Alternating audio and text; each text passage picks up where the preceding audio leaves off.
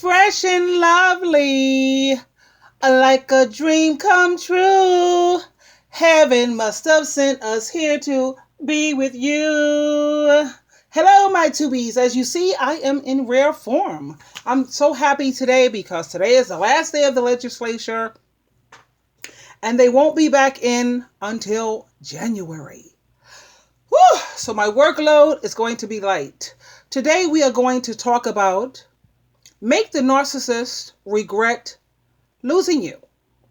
Now, as you see here, considering the topic that we have, I have a picture of the man the man who I loved more than any man I've ever loved in my freaking life.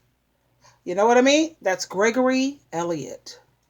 Some people think he looks like Denzel Washington. But anyway, I still talk to Gregory, and because, like I said, nothing's going to jump off with that. But he's in a nursing home right now because he's terminally ill. He's terminally ill. That's what he looked like when he was with me. I went to Massachusetts. He's all the way in Massachusetts. And this is what he looks like now. This is him now. That's Gregory now.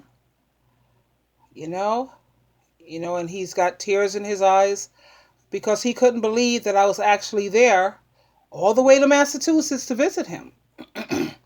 Boy, he's still got all his hair, and look at that jet black hair. And trust me, he doesn't dye his hair. But yeah, he has aged tremendously. He really has. But I was there to see him, and the reason why I still deal with Gregory Elliott is because he was a narcissist, but he was not a full-blown narcissist. Wow, but look at what happens. Yo, what's up with that? But anyway, wow. I went to see him, and he was so happy and so grateful when he started crying, as you see in the picture. But like I said, wow. Karma is no joke. When they say you reap what you sow, they ain't never lied. But anyway, I want to talk about another reason why I continue to deal with Gregory is because the man doesn't lie to me. He to be honest with you, he could do some really effed up things and he would still be honest with me. If I asked him questions, he was not evasive. He would answer everything truthfully.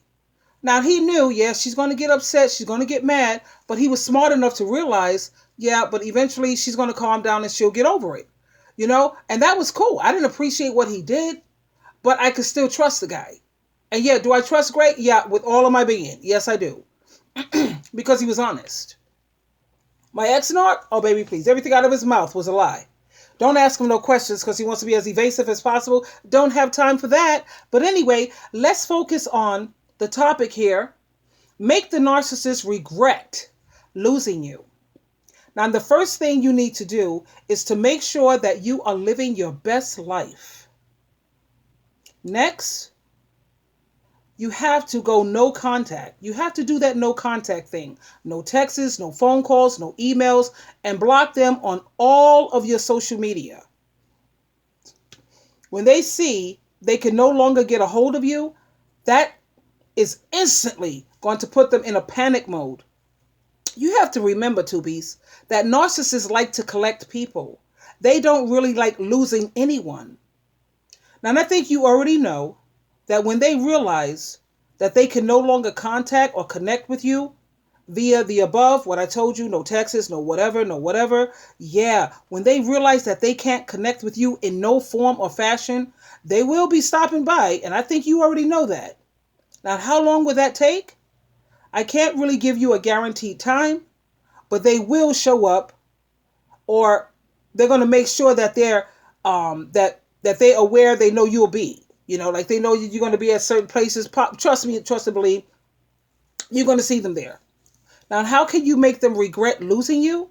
Listen, you can't make them regret losing you when they know they still have access to you. Okay, let me repeat that. When they know they still have access to you, how in the hell are they going to regret losing you? That's not going to work. Now, you see, when it comes to me, I can still talk to my ex-narc because I don't give a damn if he regrets losing me. I don't give a damn if he's happy about the breakup or whatever. I really don't care. I don't have a weakness for him, or I don't feel any kind of romantic feelings towards him. I'm not the type of woman, check this out, I'm really not the type of woman who gives up easily. So when I walk away, you can trust and believe I'm done for good. I'm done. This is why I keep telling my tubies not to be afraid for me. When I'm done, I'm done. Because I had some of my tubies make comments, well, why do you still keep talking to him? Why do you? Because I can. That's why. Because I know there's not a chance in all hell that I would ever go back to him and end up in the same situation that, we've all been in. Nah, that ain't going to happen. So no need to fret for Sheila True Love. Now, if you still have loving feelings for your ex-narc or you're codependent in any way, I highly recommend the no contact whatsoever. No contact whatsoever, because by still dealing with them, they know they can still push your buttons and they still have some form of control over you. Okay? Now, I've had two of my tubies call me. Guess what? One of them was a man. And you know what they said? And I get it. I get it. They said, but I'm so tired. I'm so tired of being alone. The first thing I had to tell them is being single does not mean you are alone. That's what developing friendships are all about. Not to mention you may have some family. And if you don't have family, create family. And if you don't have friends, let me tell you, I keep telling you, I don't know if I said it like 100 times already, the Meetup app. Go on your phone and go to your Google, your Play Store, and get the Meetup app. That's how do you think I found my women's Bible study group? I have 5 new friends, these women that I found in a Bible study group. We meet every Thursday, which today is Thursday, but she's on vacation. But, every Thursday we meet at Starbucks for coffee at 7:30. She picks me up from my house at between 7 and 7:10. And we go to Starbucks and we sit there and we just have a conversation, spiritual, uplifting. Where do you think I met these women? I met them at Meetup. And then I have game night. They have game night every single Friday. So if I'm bored on Friday and I don't have anything to do, I could always jump in my Uber or my Lyft, take me right to game night. It's right around it's New Corner Road around where I live anyway, not too far. So it cost me something like $7. So that's not bad. But I'm telling you, you have got to get that Meetup app. I also told them that instead of being afraid of being single, they should be more afraid of being with someone who doesn't give a damn about them. Someone they can't be themselves with. Let's think about that. A person who criticizes everything you do.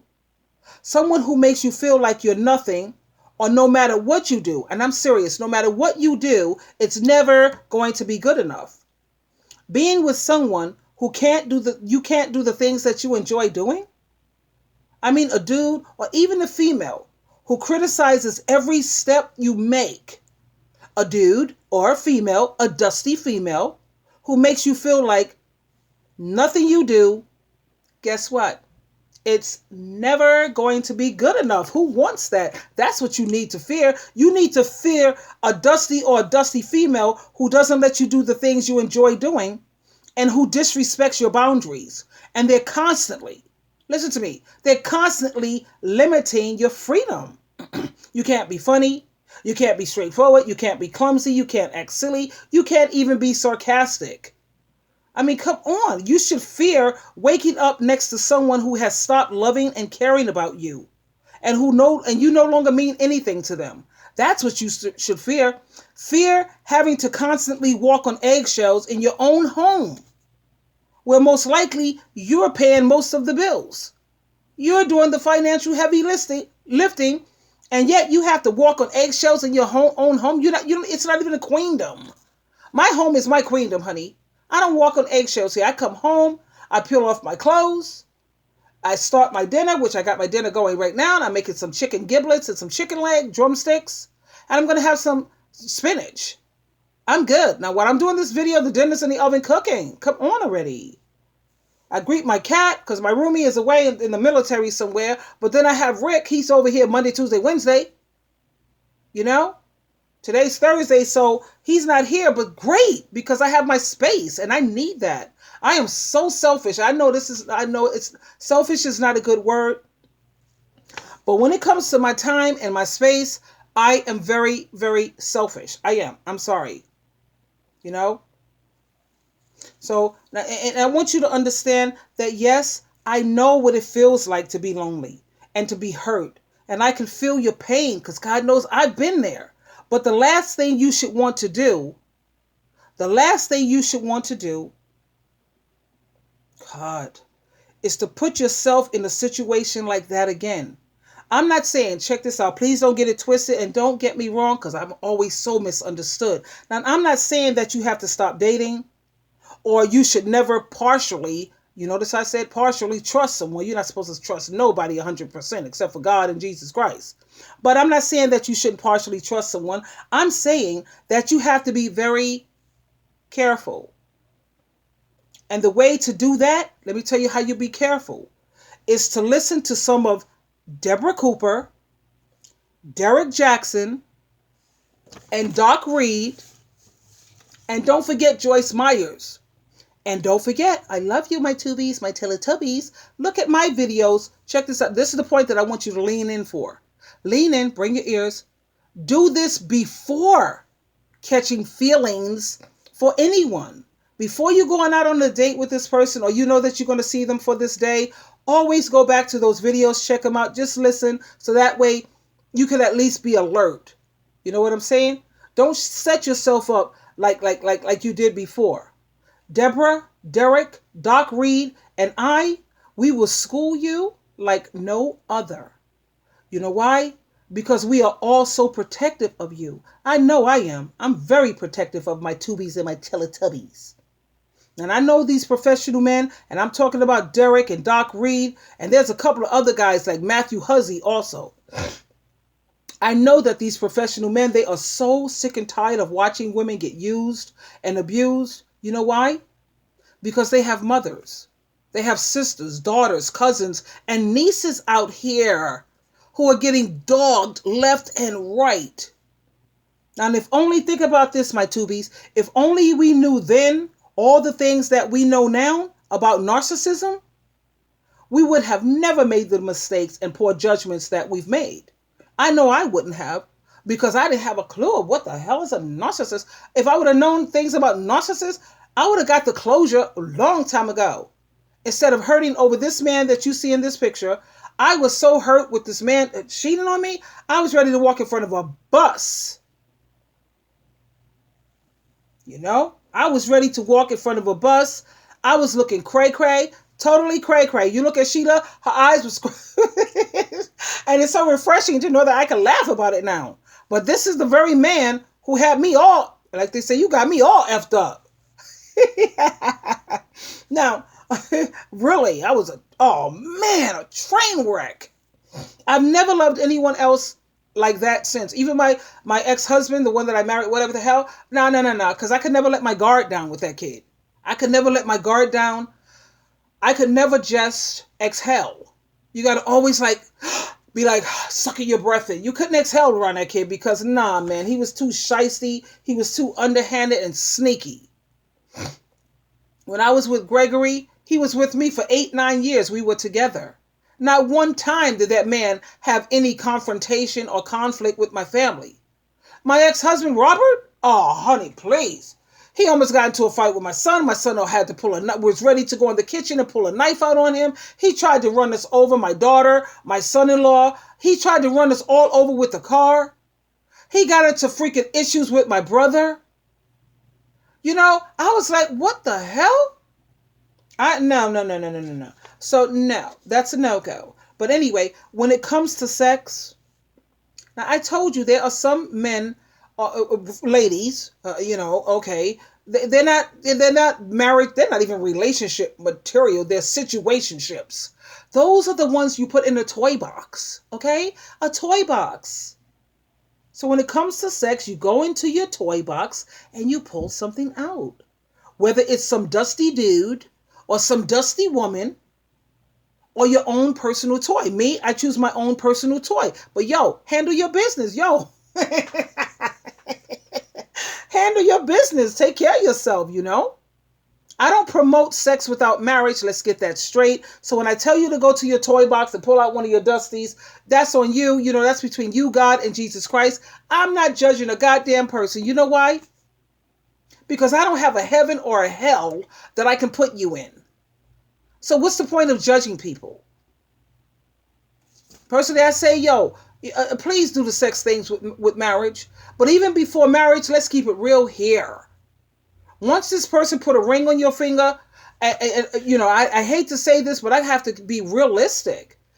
You're going to have sex with the guy before marriage. Now, when I was younger, I was married as a virgin, and that was great because I was a virgin and all that's cute and all that's fluffy and how cute. But here we go. Real life. Hello, real world. You want to know whether you guys can fit.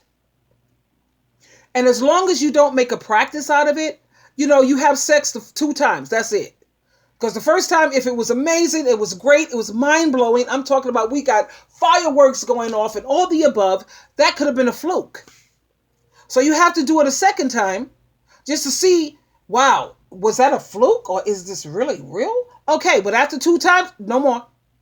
You realize that your bodies fit together. You realize that you got the same kind of sexual thing going on. We good. But make sure you got a ring on your finger. You ain't putting out nothing before no goddamn 4 months. Don't be I wait 7. Because I always believe in lucky number 7. And in the Bible, the number 7, it symbolizes completeness. So if you could hold this clown, circus clown. Oh, I slipped again. No, if you could hold this character off for 7 months, you good. If he's willing to hang with you, then you know that he's not just in it for the sex. He don't want to just hit it and quit it. Because if he's in it for long term, what's the rush? You plan on being here for a while or permanently, I'm hoping, So why do we have to rush? Why can't we just, you got to always, please, my 2Bs. And I'm going to say this to both men and women. Start everything off as a friendship. Please. But anyway, guess what, 2Bs? Here's a thought. You know about the love bombing thing, right? Yeah. But why not love bomb yourself? Go get your hair, your nails, and your feet done. Go to Macy's and get yourself a complete makeover. Don't forget to take yourself to a nice spa. Let them put that mud, that muddy mud all over your body and let them exfoliate away all that old, that hard, or that dead skin. That's what exfoliation is all about. You got to scrub off that old stuff and you're just going to enjoy your new baby softness. So do that. Take yourself out to a 5-star restaurant with your friends. And do that. If you don't have any friends, go to one of these meetup joints and say, you know what? I was hoping that you and I, we seem to have the same interests. We seem to have the same goals, because those are the only type of people you should really, hang out with anyway. If you don't have the same interests and the same goals, come on now, we wasting time. Come on, we've wasted enough time. We've given our best years to these, oh God, I have to be polite here, and I'm going to these narcissistic bastards. And that's what's freaking a lot of my empaths out, because they feel I gave my best years to this character. I gave him when I was in my 30s, my 40s, even my 50s. Now I'm freaking sitting up here 60, and that's rough. You know what I'm saying? But don't sweat the small stuff. And I say this in a lot of my videos. Never sweat the small stuff, because that's all it is small stuff. What is the average human lifespan? 80? 85? So if you're in your 60s, you got at least 20 more years of living large. You start getting decrepit around 80. So when you start, you're decrepit. Because I know women who are like 70, 77. These women are freaking hot as all get out. Joyce Myers is 70, whatever. She's amazing. And Judge Lynn from Divorce Court, if you knew that woman's age, you wouldn't believe it. You have a whole lot of living left in you. You got 20 more years, baby. That's a whole lifetime, So don't forget to take yourself out to a 5-star restaurant. No more 2 or 3 stars for you. Hell no. If it's not a 5-star, poof, Poof, be gone, baby. No, you deserve the best. You've been through enough freaking hell. Now you do 5-star, babes. Love bombing yourself is so much safer. And not only is it safer, it's so much more rewarding. This is Sheila True Love, truly loving you. As you already know, I don't even have to say it no more. I know. That's what men do. They don't say it no more. But let me tell you about that thing. Men don't say that I love you a lot. You can tell when a man loves you by his actions. See, men are action oriented. He may not say I love you a lot, but you could tell that he loves you by the things he do for you and the way he provides for you. If he's cheap and stingy, nah, babe, you got to dead that sucker. Oh, hell to the no. Was let something happen to his car. Wherever a man spends his money, that's what he values, and that's what's important to him. If he's so cheap and stingy and he ain't going to go in his pocket to treat you like the lady that you are, I don't care if you have the money of Oprah Winfrey, Bill Gates, Donald Trump put together. That still doesn't change the fact that you are a woman and you are a lady, and you should be treated accordingly. A woman has her role. She's to be a nurturer. She's supposed to be submissive and a team player. A man has his role. He's supposed to be a protector, take the spiritual lead, and guess what? What most of these men hate. I'm sorry, guys, but yeah, a provider. That's your role, dude. And ladies, anytime they're not going to step up to the plate, say, you know what? Don't have time for that. Already gave my best years away. I'm not giving that one more freaking minute to this nonsense. Poof, again, yeah, be gone. You always have a choice. Please choose wisely. Sheila True Love, truly loving you always, as you know. Talk to you later.